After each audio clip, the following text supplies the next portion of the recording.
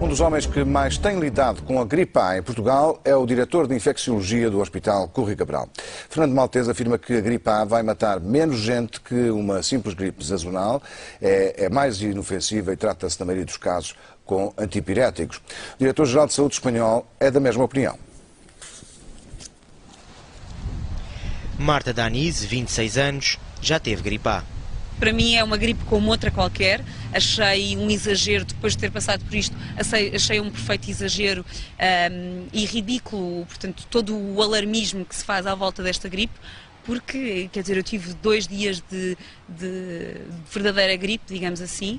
Em 2 dias estava sem febre, praticamente sem dores no corpo, o que sentia era depois algum cansaço e de resto não senti praticamente mais nada. Nesta fase podemos dizer que, porque já se conhecem também melhor as características do vírus, pode-se dizer que este vírus apresenta uma benignidade que inicialmente nós ainda desconhecíamos, mas apresenta uma benignidade talvez até maior do que a do vírus da gripe sazonal. É capaz de matar menos do que a gripe sazonal? É capaz de matar menos do que a gripe sazonal. Portanto, transmite-se mais facilmente que o da gripe sazonal, mas os casos, digamos, de mau prognóstico, os casos de má evolução que temos tido até agora, são em número inferior àquilo que acontece com a gripe sazonal.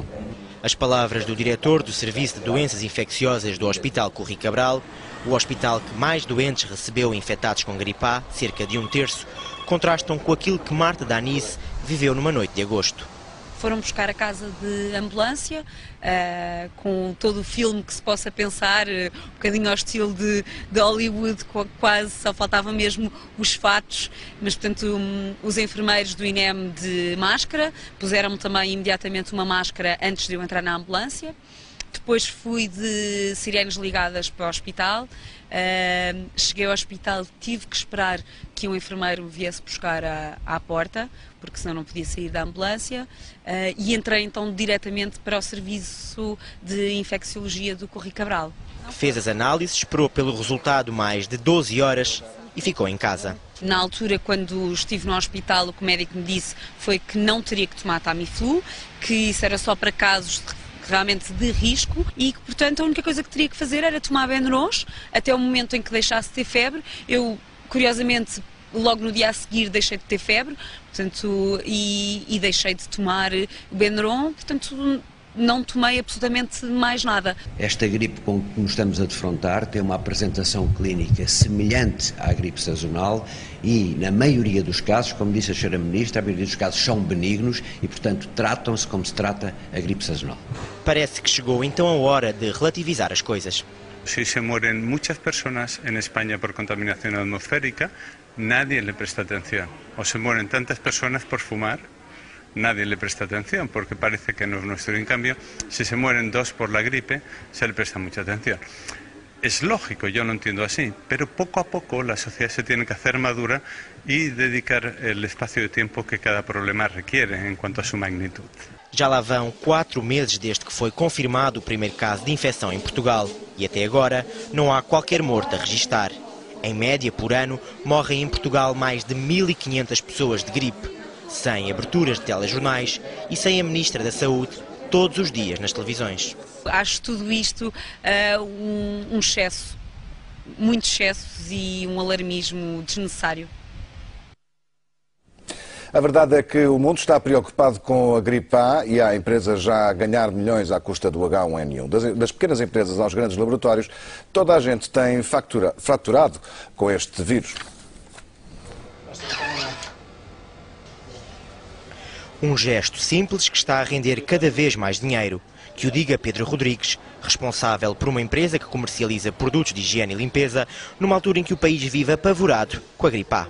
Esta conjuntura veio aumentar as vendas. Nós já vendemos este tipo de artigo há 20 anos. Portanto, o que isto fez foi um aumento em massa da procura.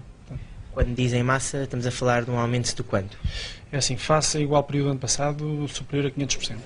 500%, que representa uma faturação de quase €500 mil no fim deste ano. E tudo graças à gripe, ou melhor, à forma como os portugueses estão a vivê-la.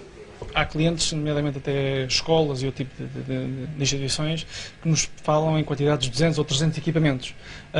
Portanto, que depois, falando com as pessoas, chegamos à conclusão que eles desses 300 precisam de um quarto dos equipamentos. Portanto, 40, 50 equipamentos, porque basta colocar em locais estratégicos de passagem. Portanto, não é necessário espalhar por tudo quanto é sítio. Apesar dos números, este é um negócio de tostões quando comparado com quem anda a ganhar muitos milhões com a mesma gripe. A Roche, por exemplo, cujas vendas do seu Tamiflu caíram quase 70% quando o mundo percebeu que já não havia perigo de uma pandemia da gripe aviária, vê agora as vendas desse mesmo medicamento dispararem mais de 200%.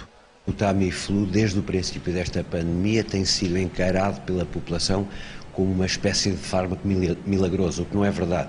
E no que diz respeito à eficácia, concretamente no vírus da gripe, é uma eficácia que está, digamos que, mal documentada. Se houver um conjunto de fatores clínicos que digam vale a pena administrar o fármaco, o clínico administra. Caso contrário, balançando os efeitos benéficos com os potenciais riscos, é preferível não administrar. Numa altura em que o laboratório suíço passa por dificuldades financeiras, com os lucros a caírem quase 30% na primeira metade deste ano, é caso para dizer que a gripe não é aviária, mas caiu do céu. Ajuda importante também para a GlaxoSmithKline, o laboratório britânico a quem Portugal já encomendou 6 milhões de doses da vacina contra a gripe A 8 euros cada uma, teve um ano 2008 difícil do ponto de vista financeiro, com o fantasma do despedimento a pairar sobre 6 mil trabalhadores em todo o mundo. Eis, se não quando, surge o tal vírus H1N1, que deverá render só ao laboratório britânico cerca de 2 mil milhões de euros, tendo em conta que as encomendas estão quase a atingir as 300 milhões de doses.